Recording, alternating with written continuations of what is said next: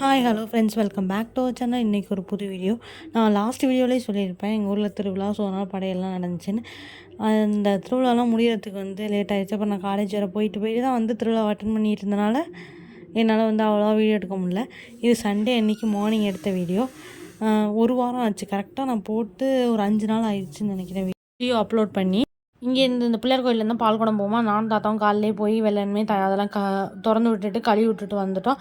அப்புறம் பூட்டாமல் வச்சுட்டு தான் எல்லோரும் வருவாங்க, அவங்க இது பண்ண கரெக்டாக இருக்கும் அப்படின்னு சொல்லிட்டு நாங்கள் பூட்டாமல் வச்சுட்டு வந்துட்டோம். அப்புறம் வந்தோடனே சைட் பை சைடு இங்கே வேலையெல்லாம் நடந்துகிட்டு இருந்துச்சு. நைட்டு பால்குடம் எடுத்துகிட்டு விரதம் பண்ணுறதுக்கான வேலையெல்லாம் என் தங்கச்சி எல்லாருமே வேலை பார்த்துக்கிட்டே இருந்தாங்க. நானும் என் 2வது தங்கச்சி, சித்தி பொண்ணு 2வது பொண்ணு தான் பால்குடம் எடுக்கிறோம் இங்கே எங்கள் வீட்டிலேருந்து. அப்புறம் அங்கெல்லாம் போய் எல்லா வேலையும் பண்ணிக்கிட்டு இருந்தாங்க. நாங்கள்லாம் போய் ஃப்ரெஷ்ஷப் ஆகிட்டு ரெடி ஆகிட்டு வர்றதுக்கு கரெக்டாக இருந்துச்சு டைமு. எங்களுக்கு அந்த ஃப்ரெஷ் ஆகிட்டு வர தான் கரெக்டாக இருந்துச்சு. அப்புறம் அப்பப்போ ஏதாவது எடுத்து கொடுக்குற வேலை ஃபஸ்ட்டு நான் மாமா கோயிலெலாம் இருந்துச்சு. அப்புறம் மாமாவை கூப்பிட்டு அழைச்சிட்டு போ அப்படின்னு சொன்னோம். தாத்தா ஸ்கூட்டியில் வந்தாங்க. நானும் தங்கச்சி மாமாவோட காரில் எல்லா பொருளையும் எடுத்துக்கிட்டு வந்தோம். அப்புறம் எல்லாத்தையும் எடுத்துக்கிட்டு வந்தப்போ எல்லாருமே வந்துட்டாங்க. நான் வந்த பிறகு அப்புறம் நாங்கள் வர்றதுக்கு முன்னாடி எல்லாருமே வந்துட்டாங்க. அப்போ நாங்கள் கொண்டு போய் உள்ளே வச்சுருந்தோம் கொஞ்சம் நேரம். அப்புறம் எல்லாம் எல்லோரும் ஓரளவு அரேஞ்ச் ஆன பிறகு வேலைலாம் போட்டு முடித்த பிறகு அப்புறம் நாங்கள் இது தூக்க ஆரம்பிச்சிட்டோம். பால்குடம் தூக்கி எல்லோரும் கிளம்பி போயிட்டோம் எல்லாருமே. இந்த வாட்டி எப்பயும் போல் சூப்பராக இருந்துச்சு. ஆனால் என்ன, கொஞ்சம் முன்னாடியே தூக்கிட்டு போயிட்டோம். பொறுமையாக தான் போனோம். ஏன்னா 5:30 நாங்கள் 4:30க்கெல்லாம் தூக்கிட்டோம். 6 மணிக்கு அப்புறம் தான் உள்ளே கொண்டு போகணும் அப்படின்னு சொல்லிட்டாங்க. ஸோ அதனால் நாங்கள் நல்லா பொறுமையாக மெதுவாக போயிட்டு இருந்தோம். 5:30க்கு அப்புறம் கொண்டு போகணும் உள்ளே அப்படின்னு சொன்னாங்க. நாங்கள் 4 மணிக்கெல்லாம் தூக்கிட்டோம். அப்படிங்கிறனால 1.5 மணி நேரம் போகணும். ஸோ அதனால் அப்படியே நல்லா வேலைலாம் ஆடிக்கிட்டு கொஞ்சம் தூரம் மெதுவாக நல்லா போயிட்டு இருந்துச்சு. நல்ல வெயிலாகவும் இருந்துச்சு. நாங்கள் அப்படியே பொறுமையாக போய் அப்படியே கோயிலில் சேர்ந்துட்டோம். எப்பயும் தூக்குற மாதிரியே இந்த வாட்டி சடல்லாம் தூக்கியிருந்தாங்க. ஆனால் இந்த வாட்டி தான் ஃபஸ்ட் டைம் இந்த மயில் மாதிரி ஒன்று தூக்கியிருந்தாங்க. அதை இப்போ தான் நான் ஃபஸ்ட் டைம் பார்க்குறேன். அதுவும் நல்லா இருந்துச்சு. அப்புறம் இந்த வாட்டி நல்லா சத்தம் அதெல்லாம் போட்டுக்கிட்டு எப்பயும் போல் ஜாலியாக போயிட்டோம். நாங்கள் கோயிலுக்கு எப்பயுமே ஒரு 1/2 அன் ஹவர் கிட்ட ஆகும். ஆனால் இந்த வாட்டி ஒரு 3/4 மணி நேரத்துக்கு மேலேயே அப்படியே ஸ்லோவாக போய் கொண்டு போய் எப்படியோ பால்குடத்தை சேர்த்துட்டோம். வெயில் வேறு அப்போ தான் கண்ணில் அடிச்சிச்சு. கொஞ்சம் டைம் ஆகாதனால ஒரு 4:30 தான் ஆகுது அப்படிங்கிறனால அடிச்சிச்சு. இப்போ நீங்கள் பார்த்துருப்பீங்க, அந்த மயில் மாதிரி இருக்குது அந்த பெருசாக, அதை தான் தூக்கிக்கிட்டு வந்தாங்க. அது இதான் ஃபஸ்ட் டைம். ஆனால் நான் பார்க்குறதுல போன வருஷம் கொண்டு வந்தாங்களா என்னென்னு பார்க்கலான்னா, ஆனால் இந்த வருஷம் இதான் ஃபஸ்ட் டைம் நினைக்கிறேன். இதான் ஃபஸ்ட் டைம். அப்புறம் இப்போ நீங்கள் பாருங்கள், பசங்களாம் சத்தம் போட்டு ஜாலியாக எப்படி கொண்டு வராங்க அப்படின்னு சொல்லிட்டு.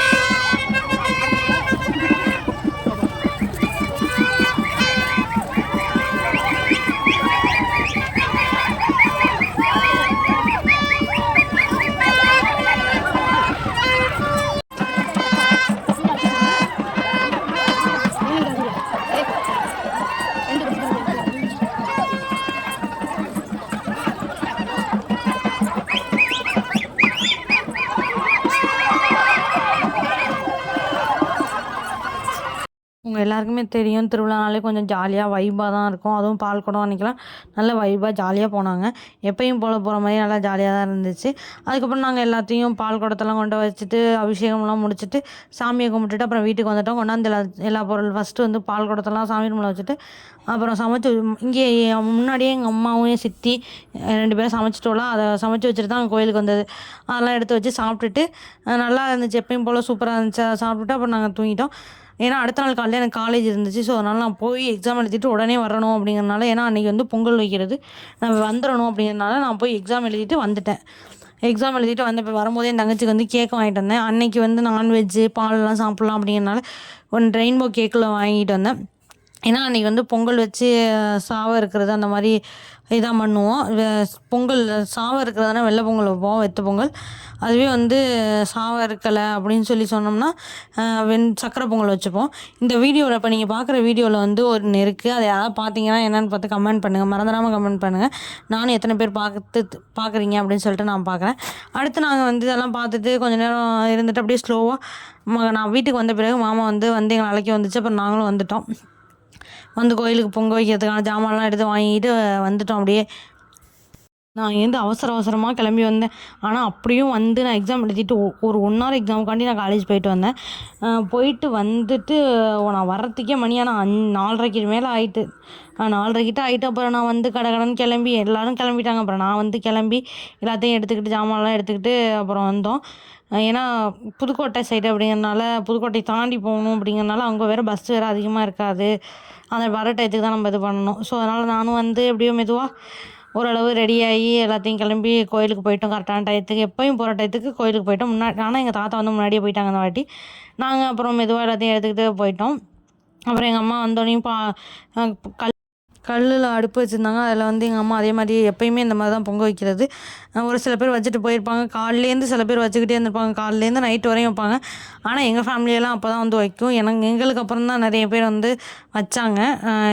நான் வந்து கொஞ்சம் முன்னாடியே வந்து இந்த வாட்டி வச்சுட்டேன். எப்பயும் கொஞ்சம் லேட்டாக வைக்கிறது. ஆனால் இதுவும் இந்த வாட்டி வந்து கொஞ்சம் முன்னாடியே வச்சுட்டோம். ஏன்னா அதுக்கப்புறம் வேறு கோயிலுக்கு போக வேண்டியது இருக்கும். வேறு கோயிலுக்கு, அதாவது தாத்தாவோட குலதெய்வ கோயிலுக்கு போக வேண்டியது இருக்குங்கிறதுனால நாங்கள் எல்லாருமே வந்து வச்சுட்டோம். அப்புறம் வச்சுட்டு அதுக்கப்புறம் மாவிளக்கு சித்தி வந்து ரெடி பண்ணி இருந்துச்சு. அப்புறம் பொங்கல் எல்லாம் மாவிளக்கு எல்லாமே ரெடி பண்ணி முடித்த பிறகு கோயிலுக்குள்ளே எடுத்துகிட்டு போயிட்டோம். கோயிலுக்குள்ளே எடுத்துகிட்டு போய் அதை வந்து சாமிக்கு முன்னாடி வச்சுட்டு நாங்கள் உள்ளே போய் சாமியை கும்பிட ஆரம்பிச்சிட்டோம். சாமியை கும்பிட்டுட்டு அப்புறம் வந்து எல்லாத்தையும் சுற்றி கொண்டாந்து எடுத்து வச்சுக்கிட்டு அப்புறம் இங்கே வெளியே உள்ள சாமியும் கும்பிட்டுட்டு அதுக்கப்புறம் தாத்தா இங்கே கொண்டு வந்த மாலையெல்லாம் போட்டுக்கிட்டு இருந்தாங்க. போட்டுட்டு இங்கேயும் சாமி கும்பிட ஆரம்பிச்சிட்டோம். அப்புறம் இங்கே சாமியை கும்பிட்டுட்டு நாங்கள் எல்லாருமே வீட்டுக்கு வந்துட்டோம். அப்புறம் நாங்கள் வீட்டுக்கு வந்த பிறகு தான் அந்த வாட்டி எப்போயுமே நாங்கள் வந்து சாவலை முன்னாடியே கொண்டு போயிடுவோம். போகும்போதே அப்புறம் அறுத்தான் கொண்டு வருவோம். ஆனால் இந்த வாட்டி நாங்கள் வந்து வந்த பிறகு மாமா போய் மறுதடவை சாவலை பிடிச்சிட்டு போய் அறுத்துட்டு வந்துச்சு. அப்போ அறுத்துட்டு வந்து நைட்டே குழம்பு வச்சு சாப்பிட்டுட்டு தூங்க ஒரு 10 மணிக்கிட்ட ஆயிடுச்சு. சாப்பிட்டுட்டு தூங்கி அதுக்கப்புறம் அடுத்த நாள் காலைல திருப்பி எந்திரிச்சு போகணும் அப்படிங்கிறனால நானும் வெள்ளனுமே தூங்கி அடுத்த நாள் காலையிலையும் காலேஜ் போயிட்டு அடுத்த நாள் திருவிழாவும் அட்டன் பண்ணேன். அதுக்கப்புறம் நான் வந்து அடுத்த நாள் காலையிலையும் காலேஜ் போயிட்டு வந்துட்டேன். அப்புறம் நேற்றும் வந்து இன்றைக்கி வந்து அந்த 1 வீக் ஃபுல்லாக நான் வர்றதும் போகிறதுமாவே இருந்துச்சு டயத்துக்கு.